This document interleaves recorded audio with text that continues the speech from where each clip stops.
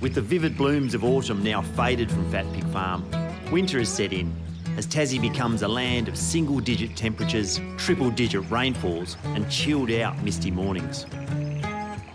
Of course, when you've got a restaurant to run and a farm to tend, our mornings tend to get busy fast. Come on. He should be hungry. I haven't fed him. Like these pigs, you could feed them all day and they'd still go at that trough. I know. Between grazing our paddocks and powering through all our food waste from the kitchen, keeping this lot in food is a constant challenge, so I'm always on the lookout for free pig feed. And it just so happens that in winter, the giant English oak at the local school drops something that's supposed to produce incredible tasting pork.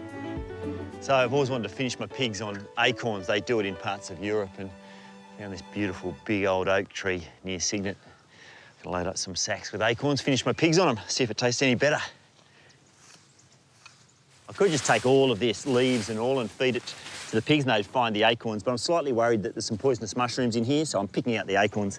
Once when I was in Spain, I was eating this amazing ham, and apparently it was all due to the acorns. It makes the fat of the jamon taste fragrant, sweet, melting like butter.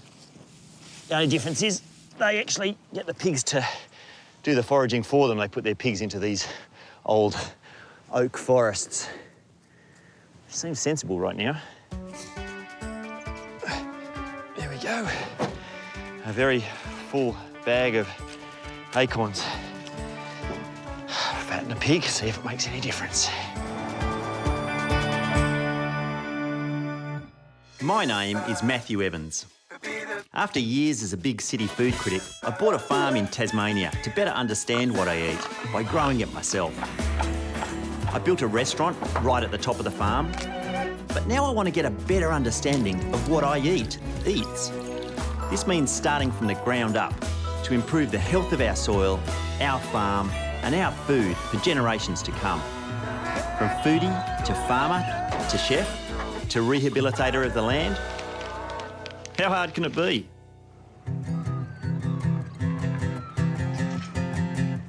I think the true beauty of living in Tassie and farming this land to provide for our restaurant is that we get to share the fruits of our labours with other people every single week. It makes all the hard work worth it. There we are. There we are, we're in. And you can also see the horizons. And during winter, we host a hands-on sausage making and cured meat workshop for guests who want to understand how we raise and cure our own pork. So I've been in Spain where they have the acorn-fed pigs producing the incredible Spanish ham, jamon, and they get an inch of white mould on the outside, and they're really proud of it. They reckon the roots of those moulds are going right into the ham and producing the incredible fragrance. You want to get some white mould?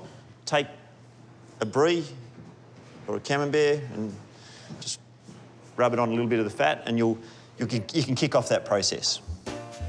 Guest speaker today, James Melee from the Meat Room, is a master of traditional Italian sausage techniques.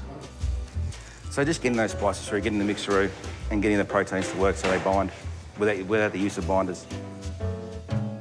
When we run these classes, our philosophy is not to waste any part of our animals, so the highlight of the workshop is always what we eat afterwards. These are just the bones from the pig. And the idea is this old Italian tradition, you boil the bones up while you're making the salami and the prosciutto, and then you can just take these bits off. Oh yeah, they're falling off. Very complex broth, salt, water, and I think we put a bay leaf in there. So it's just the pure taste of pork. It's just delicious. Can't wait to try it a bit later. Wow. Looks pretty grim though. So this is a beautiful dish inspired by the old people of Italy. Boiled bones, and you just find the nice bits of meat off there, have it with your salsa verde. Lunches like this are the end result of all our efforts to grow our meat and vegetables as naturally as possible. And then to James, thank you. Amazing. A couple of days. Thank you.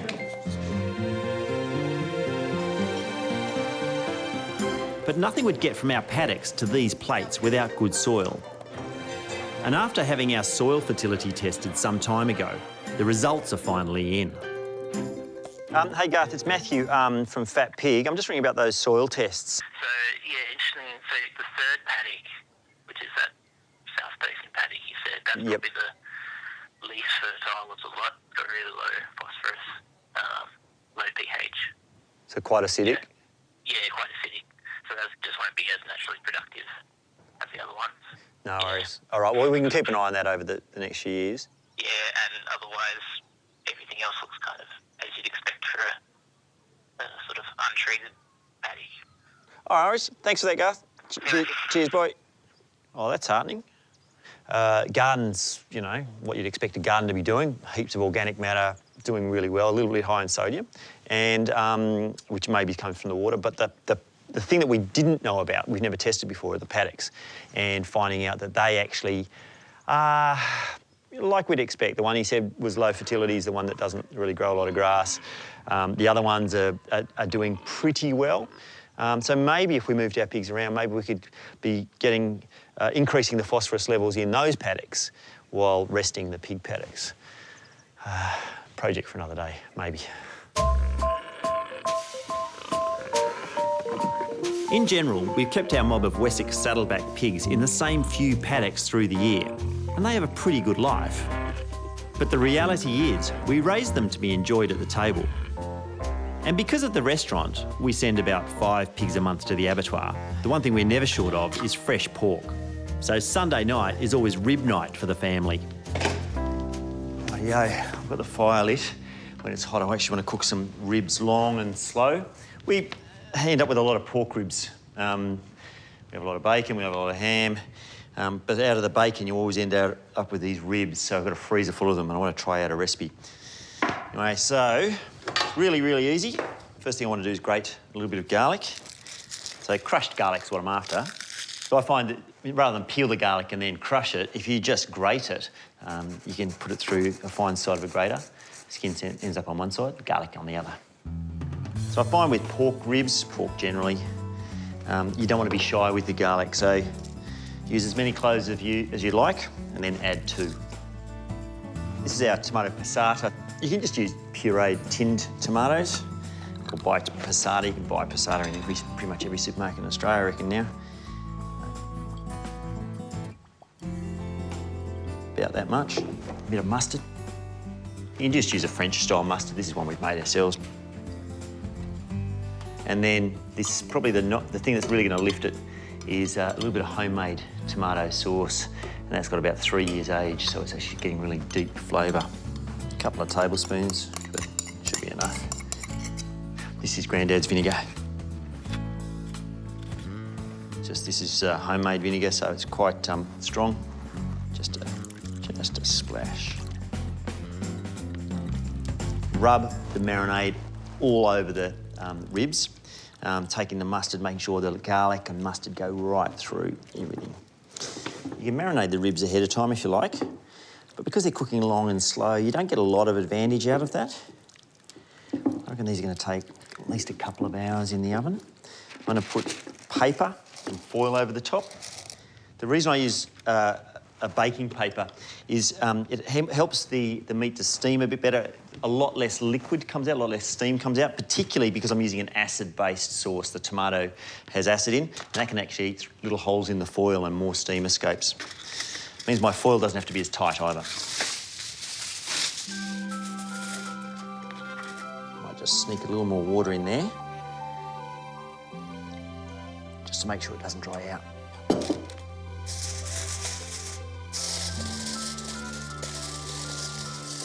If you're marinating this, you can leave it like that for 2-3 days before you cook it, but I can cook this straight away as soon as the oven's ready.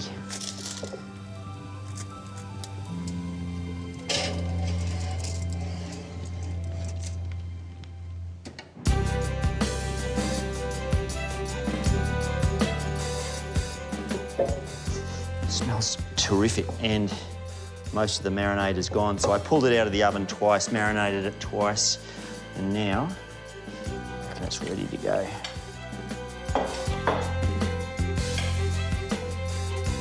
Okay. You ready for it? Oh, napkin. Got some potatoes. Oh, you got. How much out of 10 would these go? In about 7. 7? Mum's ribs are a 10, Dad's ribs are a 7. All right.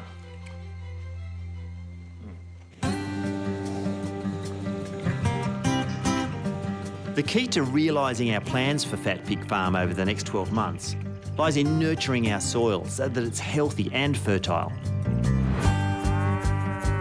But now that we've had our earth tested, I know that our pig paddocks are really low in minerals. So I've moved these guys into some lush new winter digs, giving the soil in their old paddocks 6 months of pig-free rehab. But to grow this mob big enough to supply the restaurant, we need large amounts of food for them. So I want to try them out on the acorns I gathered in town. I doubt they're going to share nicely, so I might put some in the tray and some on the ground. I know. Gonna eat these? Pretend you're Spanish. Hola. Hola, pigs. Well, they like them. I once went to Spain and they told me that the only pigs in the world that love acorns and can eat acorns are the black-footed pigs, the pata negra, that produce the amazing jamón of Spain.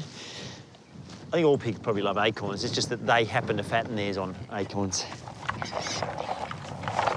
So the theory is you feed them on a finishing diet, and whatever you finish them on gives the meat flavour and character. And so I'll finish them on acorns over the next 3 weeks at least.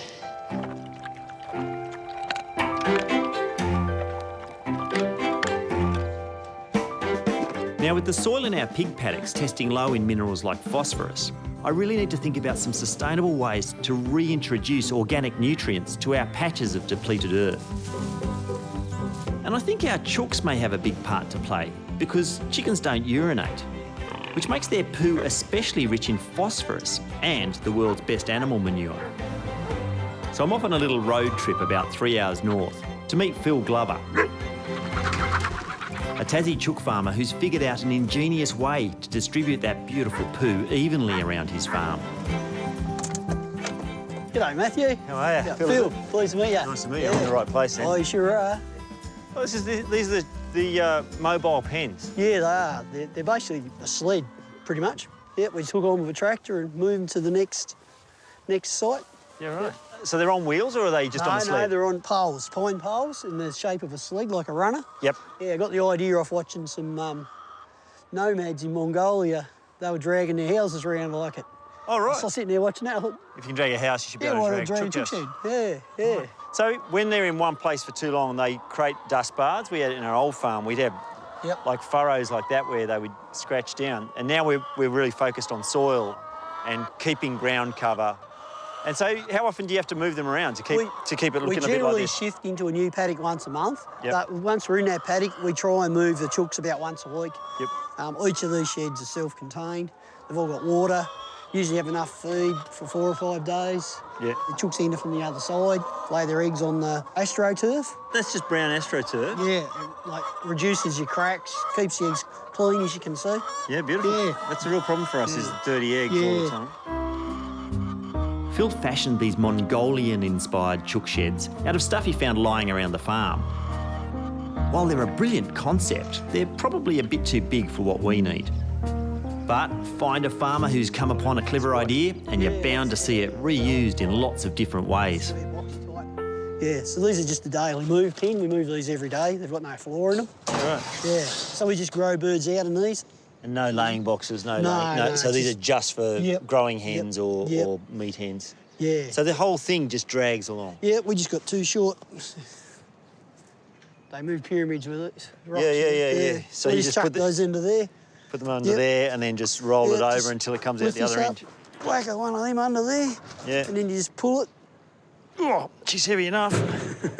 Right, not quite what I need if I'm going to have laying hens. Yep. We've got this version here, which might be a bit more suitable, Matthew. A bit more room in there, but I'd probably still think if you're going to be doing layers, probably have it a bit higher. Yep. And what's the outside? That's just shade cloth and some greenhouse plastic underneath. Oh, so okay, so the plastic. We've got another couple of others there that we've put that silver paper under it. Yep. Yeah, I could probably build one of these in a short day. Yeah, right. Yeah, if you've got the materials there. Yeah. Oh, it'll only take me a week. I took my while the first one or two. You wouldn't generally think that a chook farm would be inspiring, but Phil's free-range sheds have really got me thinking. I've always wanted to see pastured poultry, whether it's eggs or meat birds, actually having them on fresh grass all the time. I love the elegance of the system. I just want to see if we can do something like that at our place.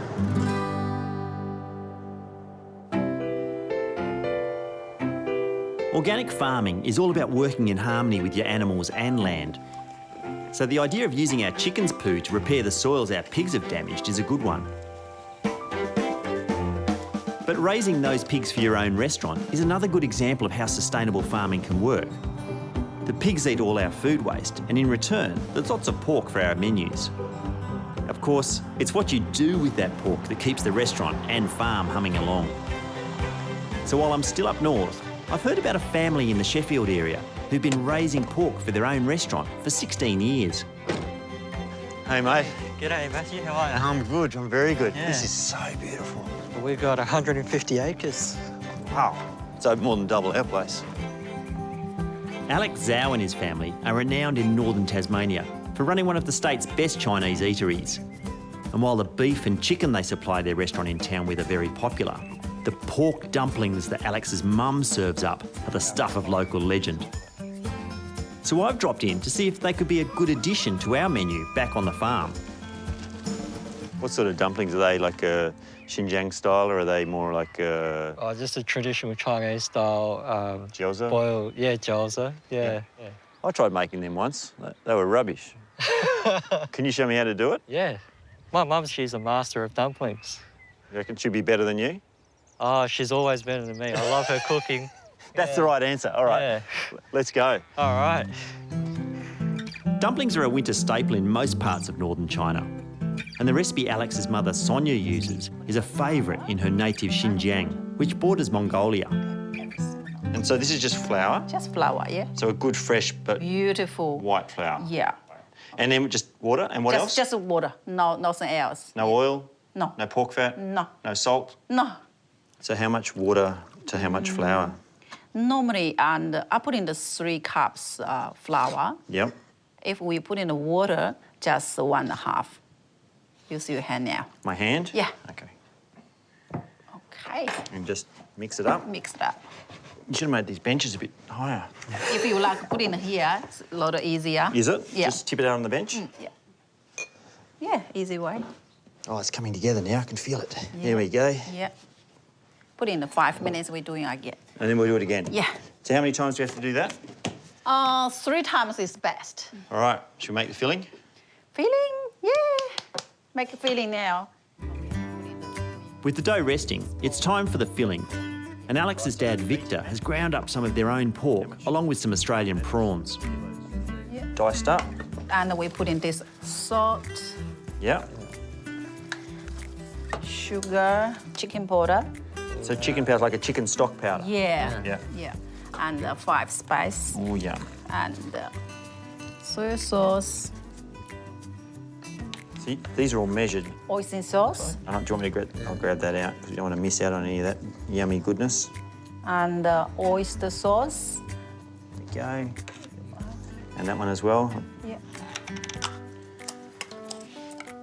I can little bit help you to this. You can help me. Yeah, That'll be good. because always Some white. Well, you need to stir it in one direction. Maybe you should. Yeah. This one. And it changes the texture, the stirring in one direction. You've done this before, Victor. As it's quite a wet mixture, typically you'd refrigerate it overnight to harden up. Then it's just a matter of some good olive oil and finely chopped chives and wombok. Okay. So the chives and Chinese cabbage are in volume the same amount as the mince. It looked like that. That's all. Wow, look at that. Okay. Yeah. Portioning the dumpling dough is a bit like making gnocchi, actually. It'd probably take me 4 times as long to do it right. So I'll let the experts take over. So smear it on the middle.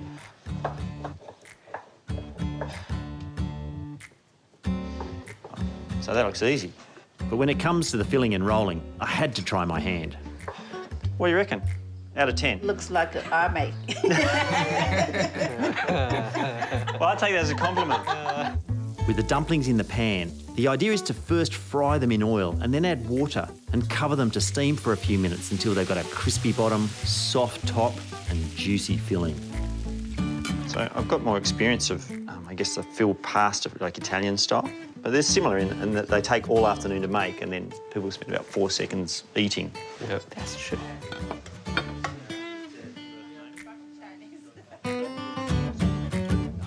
Just take 6 at a time, is that? As many as you want. As many as you want. We have got more.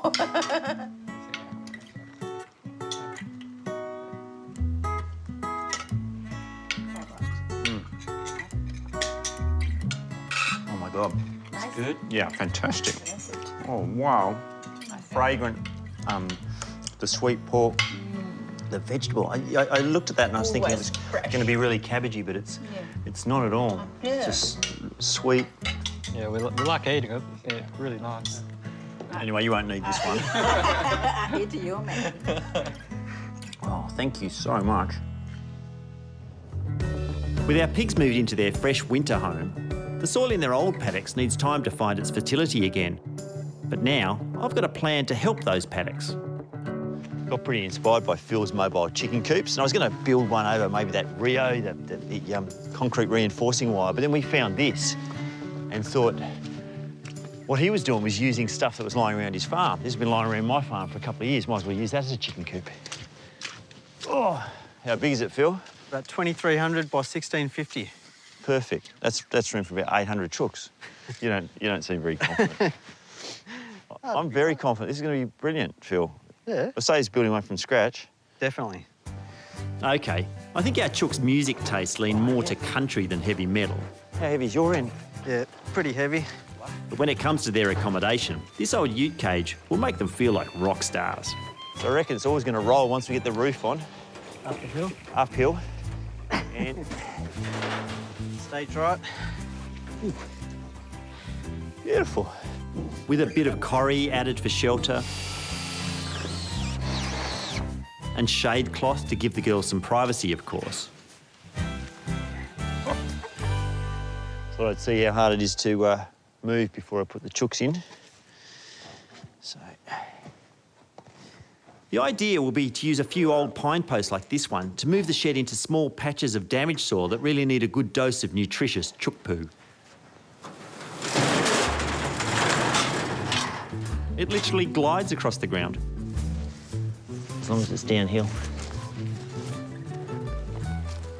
Now with my range-roving chook shed looking good, all I need is a couple of volunteer test pilots. And that's another little idea to help our soil. Done and ready to roll into action with no need for chemical fertilisers. There we go. It may seem a little naive to think that simple little ideas like this are going to make any difference to the world. But right now, small farms of about 25 acres or less feed 70% of people on Earth. Oh, hello. 2 eggs. So with the world's population headed for 10 billion by 2050, every lesson I can learn on giving something back to the Earth that feeds us is an investment in my family's future and, in a small way, even our planet's.